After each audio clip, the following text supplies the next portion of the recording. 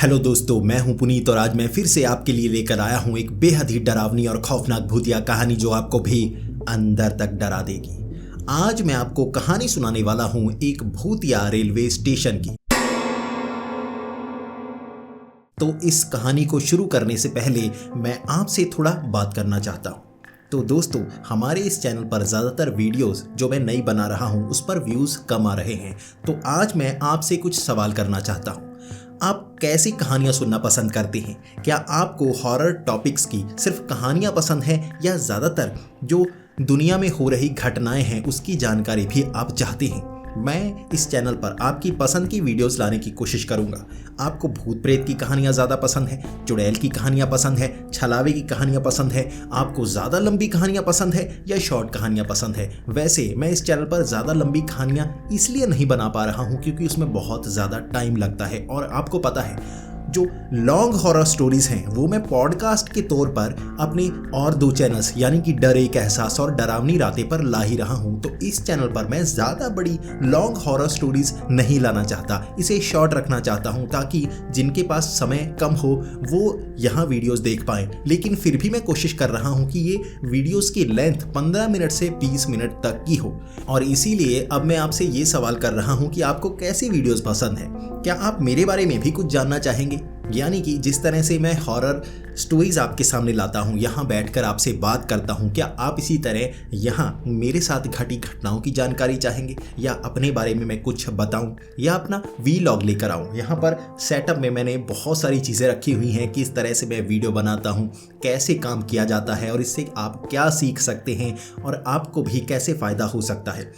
मैं आइडिया ढूंढ रहा हूं जो अगर आप मुझे दे सके तो मैं उन आइडियाज़ पर काम कर सकता हूं। तो अब बात को यहीं ख़त्म करते हैं और सीधा कहानी की तरफ बढ़ते हैं। तो ये कहानी है सुंदर की। सुंदर मिर्ज़ापुर के रहने वाले हैं, लेकिन बचपन से ही उन्होंने काफ़ी गरीबी में ज़िंदगी बिताई। अब गरीबी में ज़िंदगी इतनी बिताई कि उनके पास पैसे हुआ ही नहीं करते थे। कभी कभी दिन में सिर्फ 2 बार ही खाना मिला करता था। दोपहर को वो खाना नहीं खाते थे ताकि वो खाना बचे और अगले दिन भी चल पाए। अब सुंदर की जो माता थी उनकी मौत काफ़ी समय पहले हो गई थी। उनके पिता ही उनकी परवरिश कर रहे थे। अब पिता को भी काम में ज़्यादा पैसे नहीं मिला करते थे और उनकी पढ़ाई भी खराब हो चुकी थी। इसलिए गरीबी में बचपन तो निकला था, लेकिन सुंदर ने ठाना हुआ था कि मैं जवानी इस तरह गरीबी में नहीं बिताऊंगा। उसने एक दुकान पर काम करना शुरू कर दिया और दुकान पर वो जितना काम करता उसे ठीक ठाक पैसे मिलते। उसका एक छोटा भाई था जो उससे 5 साल छोटा था। अब उसने ये ठाना हुआ था कि मैं तो चलो दुकान पर लग गया, मैंने बचपन में गरीबी देखी, मेरे भाई ने भी गरीबी देखी, लेकिन जितना समय उसके पास बचपन का है मैं पैसे कमाऊंगा और उसे ऐश कराऊंगा ताकि वो तो अपने बचपन को याद रखे, मैं तो सिर्फ गरीबी को याद रखे हुआ हूँ। तो मैं चाहता हूँ मेरा भाई वो दिन, अच्छे दिन याद रखें जब मैंने उसे चीज़ें दी। अब सुंदर ज़्यादातर कहीं पर घूमा नहीं था। उसे घूमने का शौक तो था, लेकिन मिर्ज़ापुर में जहाँ चल कर जा सकता था या साइकिल से जा सकता था वहीं पर घूमा था। इतने बुरे हालात थे। अब जो दोस्त भी थे वो बाइक से दूर दूर घूम आते, लेकिन उसे कहीं लेकर नहीं जाते। अब पुराने कपड़े थे, फटे हुए थे। अब ऐसे गरीब दोस्त थे, दोस्ती कोई नहीं करना चाहता। इसीलिए उसे बहुत दुख था कि बचपन बड़ा गरीबी में निकला, बहुत बुरा निकला। अब उसके पास कुछ पैसे आए थे। 1.5 साल वो उस दुकान पर काम कर चुका था, थोड़े बहुत पैसे जोड़ चुका था। अपने भाई को अच्छे कपड़े दिलाता, खाने पीने की चीज़ें देता, घर में पूरा राशन रखता ताकि 3 समय का खाना तो वो खा पाए। अब एक समय भी भूखा नहीं रहना है, ये सुंदर ने सोचा हुआ था। धीरे धीरे अब तनख्वाह बढ़ी थी क्योंकि वो ईमानदारी से काम कर रहा था। अब पैसे वो घर चलाने के लिए कमाना चाहता था। उसके पास खर्च करने के लिए पैसे नहीं थे ज़्यादा, वो अय्याशी नहीं करना चाहता था, वो अच्छे से पैसे कमा रहा था। लेकिन मन था घूमने का, तो उसके भाई ने कहा मेरा मन है प्रयागराज घूम कर आते हैं, अच्छे अच्छे मंदिर हैं, वहाँ देख कर आएंगे, माथा टेक कर आएंगे और पहली बार घूमने जा रहे हैं, चलो भैया चलते हैं, कुछ पैसे हमने जोड़े हुए हैं। अब सुंदर के मन के जितने भी सपने थे वो तो उसने बिठा लिए थे। कहते हैं ना, अपने सपनों को मार लेते हैं जब हमारे पास पैसे नहीं होते। सुंदर तो ये किया करता था, लेकिन उसके भाई ने उसके सपने दोबारा जगाने शुरू कर दिए थे। अब भाई के सपने तो पूरे करने ही थे, तो सुंदर ने सोचा चलो मैं तुम्हारे साथ घूमने जाऊंगा, तुम्हें प्रयागराज घुमाऊंगा। उन्होंने अपने पिता से पूछा, लेकिन पिता घूमने जाना पसंद नहीं करते थे, तो उन्होंने कहा तुम घूमाओ, तुम वहाँ जितना समय बिताना चाहते हो बिताओ, मुझे कोई परेशानी नहीं है। रविवार का दिन भी उसे काम करना पड़ता था और यही परेशानी थी कि वो छुट्टी ले तो कैसे ले। अब उसने मालिक से ये कहा कि 1.5 साल हो गया मैंने छुट्टी की ही नहीं। अगर कोई छुट्टी की भी तो घर के काम के लिए, मैं घूमने जाना चाहता हूँ। मैं काम करते करते बहुत ज़्यादा थक सा गया हूँ। मैं 1-2 दिन की छुट्टी चाहता हूँ। प्रयागराज घूम कर आऊँगा और वापस यहीं काम करने लगूंगा, खुश तो रहूँगा। अब मालिक पहले मान नहीं रहा था, बाद में मान गया। अब 2 दिन की छुट्टी मिल गई। लेकिन जब सुबह उन्हें जाना था वहाँ प्रयागराज के लिए, उससे पहले मालिक ने कह दिया परेशानी आ गई। अब 2 लोग बहुत ज़्यादा बीमार हो चुके हैं। वो बीमार हैं तो यहाँ काम करने के लिए कोई लड़का नहीं है, तुम्हें आना ही पड़ेगा। अब सुंदर ने कहा मैं कैसे आ सकता हूँ, मुझे प्रयागराज जाना है। अब मालिक ने कहा कोई बात नहीं, मैं रात की टिकट तुम्हारी करवा दूंगा, खर्च मेरा, तुम यहाँ आ जाओ, तुम्हारे वो पैसे भी बच जाएंगे। अब सुंदर करता क्या, मालिक जिद करने लगा था तो वो काम पर चला गया। उसने कहा मैं जल्दी निकल आऊँगा। मालिक ने कहा ठीक है, 2-4 घंटे का काम होगा, तुम निकल आना। लेकिन जब हम 2-3 घंटे का काम कहते हैं वो असल में काम 2-3 घंटे का नहीं होता। और यहाँ पर भी कुछ ऐसा ही था। ये काम 2-3 घंटे का नहीं था, पूरे दिन का था और पूरा दिन दुकान पर लग गया। शाम हो गई। सुंदर का भाई इंतज़ार करता रहा कि मेरा भाई कब आएगा और हम प्रयागराज घूमेंगे, लेकिन पूरा दिन निकल चुका था। इसके बाद मालिक ने जाते जाते ये ज़रूर कह दिया तुमने आज का मुश्किल दिन मेरा निकाला है, अपनी छुट्टी को छोड़ा है, तो ऐसा करना रविवार के साथ तुम सोमवार भी घुमाना, सोमवार की तुम्हारी छुट्टी। अब यहाँ सुंदर खुश, चलो ये तो अच्छा हो गया, मुझे लगा 1 दिन मिलेगा, अब 2 दिन फिर से मिल गए। और टिकट भी मालिक ने करवा दी। अब मालिक ने टिकट रात की करवाई थी, काफ़ी देर से, क्योंकि घर जाएगा, वो थोड़ा आराम करेगा, उसके बाद ट्रेन में बैठेगा। अब सुंदर अपने भाई के साथ सामान पैक करवा के सीधा निकल पड़ा ट्रेन पकड़ने के लिए। अब मिर्ज़ापुर से रात की ट्रेन थी जो सीधा प्रयागराज जाने वाली थी। वो ट्रेन में बैठे। ट्रेन में ठीक ठाक रश था, ये स्लीपर कोच था और यहाँ पर हर कोई अपनी सीट पर, अपने बर्थ पर बैठा हुआ था। अब आधी रात का समय हो चुका था और वो प्रयागराज के पास पहुँचने वाले थे, लेकिन उससे पहले आता है नैनी जंक्शन। अब नैनी जंक्शन पर ट्रेन थोड़ी धीमी हुई और रुकी। अब यहाँ पर सुंदर के भाई ने कहा मुझे कुछ खाने का मन कर रहा है। भैया आपके इंतज़ार में बहुत समय निकल गया, अब रात को भी कुछ नहीं खाया क्योंकि ट्रेन पकड़नी थी, अब कुछ खाने को मिल जाए तो अच्छा होगा। तो यहाँ पर सुंदर ने कहा पैसे तो हैं, वैसे भी मालिक ने मुझे 2-3 हज़ार ज़्यादा दे दिए थे कि तुम खर्च कर लेना, खा पी कर निकाल लेना। अब उसने कहा तुम बताओ क्या खाना चाहते हो। यहाँ पर सुंदर के भाई ने अजीब सी शर्त रखी, मैं चाहता हूँ कि आलू के पराठे हो और एक मेरा पसंदीदा कोल्ड ड्रिंक हो। भैया वो ला दीजिए, मज़ा आ जाएगा, आज रात को अच्छे से खाकर सोऊंगा। अब यहाँ सुंदर कहने लगा ये मैं कहाँ से लेकर आऊँ, सामने एक छोटी सी मैस नज़र आ रही थी, लेकिन रात को ये चीज़ें थोड़ी ना मिलती हैं, चिप्स कोल्ड ड्रिंक ये तो मिल जाती है, अब पराठे कहाँ से मिलेंगे। फिर भी सुंदर ने सोचा चलो ढूंढ कर आता। सुंदर उस ट्रेन से बाहर निकला, ढूंढने के लिए चला गया। आधी रात का समय था और काफ़ी खाली खाली लग रहा था।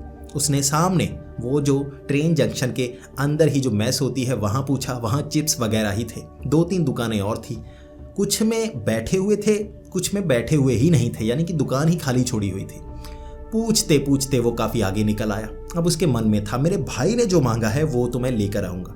अब इस जंक्शन से थोड़ा बाहर कोई ना कोई ढाबा होगा जहाँ से एक आधा पराठा पकड़ आऊँगा या रोटी ही पकड़ लूँगा ताकि पेट भर जाए।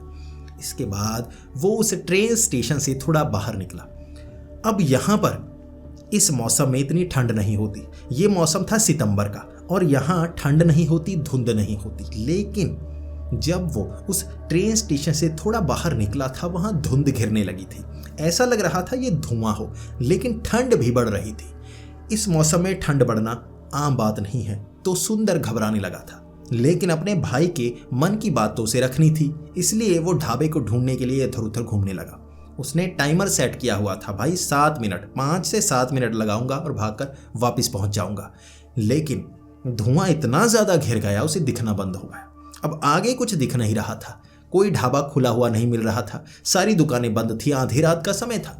तो वो घबराया, भाई यहाँ भटक ना जाऊँ तो वापस जाऊँगा, ट्रेन पकड़ नहीं पाऊँगा और मेरा भाई प्रयागराज के लिए निकल जाएगा, मैं वहाँ कैसे पहुँचूँगा। तो उसने सोचा वापस चलता। वो उस धुएं में वापस चलता गया। अब ट्रेन स्टेशन के अंदर, अब ट्रेन स्टेशन के अंदर के हालात बदले हुए थे। वो जैसे ही ट्रेन स्टेशन के अंदर गया, बोर्ड भी अजीब सा, वहाँ भाषा भी कोई और लिखी हुई। जो स्टेशन के अंदर का पेंट था वो उखड़ा हुआ था, वहाँ जितनी मैस बनी हुई थी वो गायब थी, वहाँ कोई बोर्ड नहीं था। ट्रेन सामने टूटी फूटी सी लग रही थी और उस ट्रेन को चलाया नहीं जा सकता क्योंकि नीचे जो पहिए होते हैं वो थे ही नहीं, जंग खाई हुई खड़ी हुई ट्रेन। ये देखकर सुंदर हैरान और परेशान हो चुका था। भागकर वो ट्रेन के पास गया। यार वो ट्रेन निकल गई, लेकिन अगर वो निकल भी गई तो ये जंग खाई ट्रेन यहाँ कैसे आ गई? क्या मैं कहीं और तो नहीं पहुंच गया? इसके बाद वो धुएं में ही बाहर निकला और ढूंढने लगा वहां कोई ना कोई जवाब देने वाला तो होगा। वो इधर उधर देखता गया। कभी वो उस जंग खाई ट्रेन के अंदर जाता और उसे लगता कहीं भ्रम तो नहीं हो रहा, कहीं मैं नींद में तो नहीं। एक दो चमाट उसने अपने लगाई थी लेकिन नींद नहीं खुली। भाई ये नींद नहीं थी, ये सच था। वो एक ऐसी जगह में पहुंच गया था जो वही जंक्शन तो था, नैनी जंक्शन, लेकिन सब कुछ बदला बदला। अब सीधा भागते भागते वो किसी को ढूंढता रहा। उसे लगा वो भटक गया होगा, ये किसी धुएं में वो घुस गया, किसी और जगह पहुंच गया, शायद ये बंद पड़ा कोई स्टेशन है। अब वहां वो एक आदमी के पास गया जिसने आर्मी जैसे कोई कपड़े पहने हुए थे। वो एक बीड़ी जला रहा था, एक पत्थर पर बैठा वो नीचे की तरफ जैसे उंगली से मिट्टी में कुछ लिख रहा था। सुंदर भागता हो उसके पास गया क्योंकि उसे एक इंसान तो मिला था जिससे वो कुछ पूछ पाता। जैसे ही वो उसके पास गया उसने सवाल किया, भैया ये नैनी जंक्शन है, यहाँ सब कुछ बदला बदला क्यों लग रहा है? क्या मैं किसी और साइड आ गया हूँ? ये सुनते ही वो जो ज़मीन पर मिट्टी पर कुछ लिख रहा था उसने लिखना बंद कर दिया। उसने पहले तो लिखना बंद किया, अपना हाथ उठाया, उसके बाद सर ऊपर की तरफ किया। उसने जब सर ऊपर की तरफ किया उसके दांत निकले हुए थे, उसके होंठ नहीं थे, यानी कि दांत बाहर दिख रहे थे, आधा मांस कटा हुआ था। उसकी पलकें नहीं थी, यानी कि पूरा अंडाकार आंख जैसे बाहर की तरफ आई हुई थी। ये देखते ही एक पल में ही जैसे सुंदर के होश उड़ गए, टांगें कांपने लगी। अब वो आदमी भी उठ खड़ा हुआ। वो उठकर अब उसी तरफ आने लगा। वो दांत हिला रहा था जैसे बोलने की कोशिश कर रहा हो, लेकिन उसके मुंह में जबान ही नहीं थी, इसलिए शब्द नहीं निकल रहे थे। अब वहां उसे और आदमी दिखे। हर आदमी की हालात ऐसे ही थे, कोई कटा फटा था। हर किसी के कपड़े ऐसे थे जैसे कोई आर्मी वाले के, किसी पुलिस वाले के खास कपड़े, जैसे जेल में कैदी होते हैं। हर किसी के एक जैसे कपड़े, वो पुराने फटे हुए कपड़े थे, लेकिन हर किसी ने वैसे कपड़े पहने हुए और हर कोई भूत जैसा लग रहा था। उस धुंध में, उस धुएं में सुंदर ढूंढने की कोशिश करता रहा। वो भागी तो किस तरफ भागे? अब वो जिस तरफ से आया था वो उस तरफ गया, वहां सामने दीवार थी। वो फिर से घबरा गया। अब यहाँ से बाहर निकलने का कोई रास्ता नहीं। वो उस जंक्शन में फंसा हुआ था और अलग अलग तरफ भागे जा रहा था, बचने के लिए हर कोशिश कर रहा था। ये दीवारें इतनी ज़्यादा ऊंची थी कि फांदी नहीं जा सकती थी और वहाँ हर इंसान भूत ही था। हर किसी का मुंह फटा हुआ था, किसी की उंगलियां सिली हुई थी जैसे उंगलियां सिली हुई होती हैं, कुछ के नाक में जैसे बड़ा सा सुआ घुसाया हुआ था, कुछ की गाल जैसे फाड़ी गई थी। इस तरह उसे यही चीज़ें आसपास दिखती रही। वो सोचता जा रहा था कि वो फंस कहाँ पर गया है। उसके बाद वो अपने भाई का नाम चिल्लाने लगा। उसे लग रहा था शायद उसका भाई यहाँ पर उसकी आवाज़ सुनेगा और मदद के लिए आएगा। वो अकेला उस धुंध में चिल्लाता जा रहा था और वो लाशें जैसे उसका पीछा कर रही थी। वो भूत थे या क्या थे, उनके कदम धीमे थे, इसीलिए सुंदर बच पा रहा था, क्योंकि सुंदर भाग रहा था, वो चलकर पीछा कर रहे थे। उसकी चीखों ने हर एक भूत को, हर एक मुर्दे को आकर्षित किया था।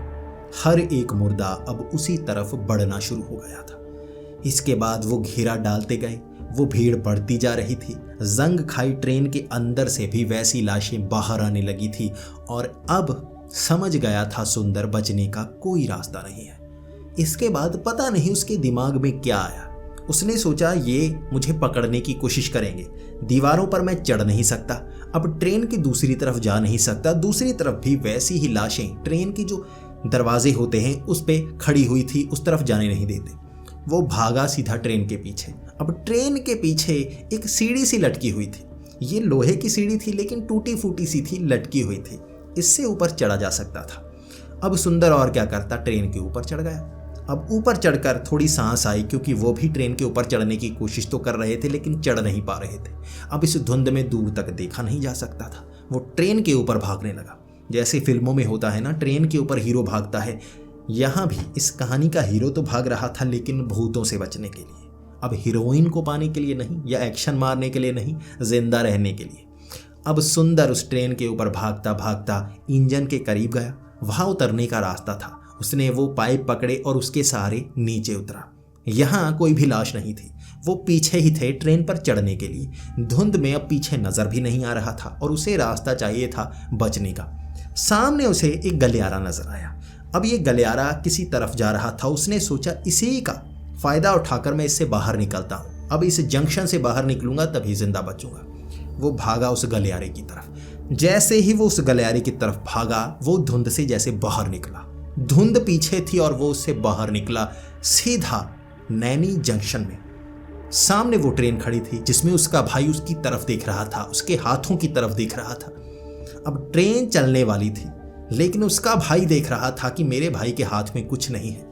अब उसके भाई के हाथ खाली नहीं थे, जिंदगी थी उसके हाथ में।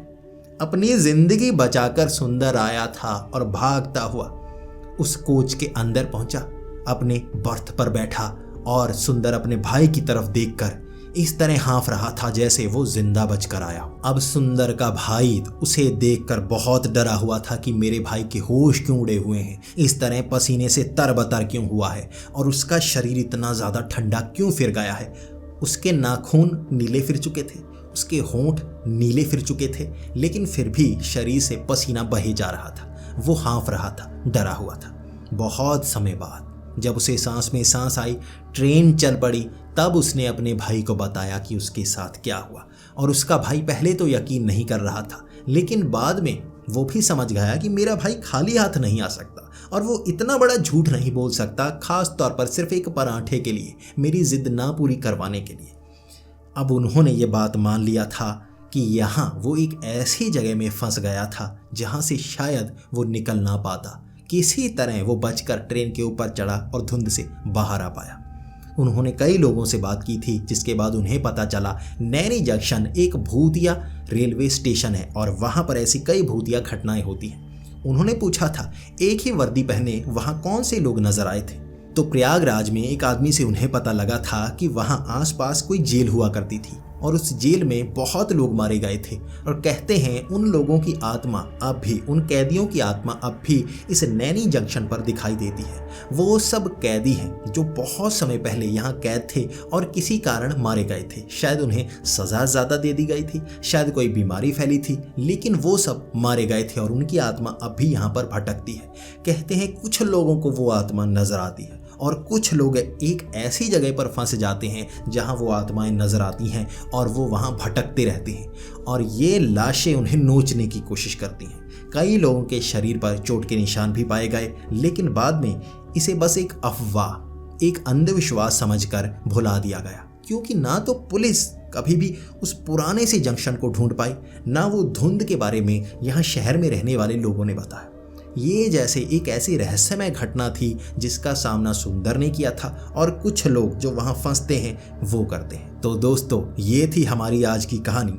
और जैसा कि कहानी शुरू करने से पहले मैंने आपसे सवाल किया था, प्लीज़ आप इस सवाल के जवाब ज़रूर दें कि आप कैसी कहानियाँ सुनना पसंद करते हैं। क्या आपको ऐसी ही रेलवे स्टेशन की कहानियाँ सुनना पसंद है? तो मैं ऐसी ही भारत की भूतिया रेलवे स्टेशंस की कहानियाँ लेकर आऊँगा, विदेशी रेलवे स्टेशंस की कहानियाँ लेकर आऊँगा, या बस की कहानियाँ, रोड की कहानियाँ। आप कैसी कहानियाँ सुनना चाहते हैं, यहाँ पर मैं ढेर लगा दूँगा कहानियों का।